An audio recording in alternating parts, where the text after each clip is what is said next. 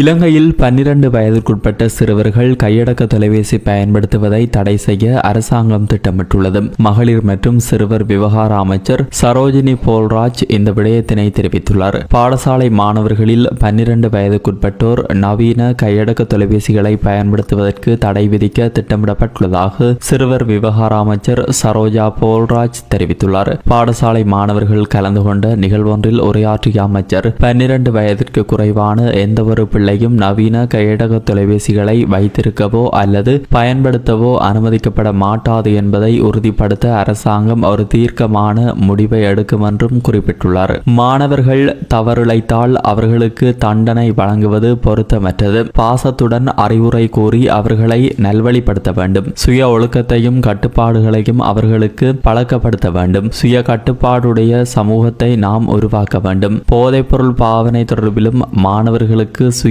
ஒழுக்கம் கற்பிக்கப்பட வேண்டும். கையடக்க தொலைபேசி என்பது ஒரு விடயமாகும். அதில் குறுகிய காணொளிகள் மிக ஆபத்தானவை. பிள்ளைகளின் மூளை இயங்கும் வேகத்தை அவை கட்டுப்படுத்துகின்றன. எனவேதான் அவற்றிலிருந்து பிள்ளைகளை வேறுபடுத்துமாறு பெற்றோரிடம் வலியுறுத்துகிறோம். ஆஸ்திரேலியா, சீனா போன்ற நாடுகள் சிறுவர்கள் தொலைபேசி பாவிப்பதை தடை செய்துள்ளன. அந்த வகையில் பாடசாலை மாணவர்கள் தொலைபேசி பாவிப்பதை தடை செய்வதற்கு நாம் திட்டமிட்டுள்ளோம். இந்த தடை மூலம் அதிகப்படியான திரைக்காட்சியில் இருந்தும் தீங்கு விளைவிக்கும் இணைய உள்ளடக்கத்தில் இருந்தும் பிள்ளைகளை பாதுகாத்து ஆரோக்கியமான வளர்ச்சியையும் சமூக தொடர்பாடலையும் ஊக்குவிப்பதே அரசாங்கத்தின் நோக்கம் என தெரிவித்துள்ளார்.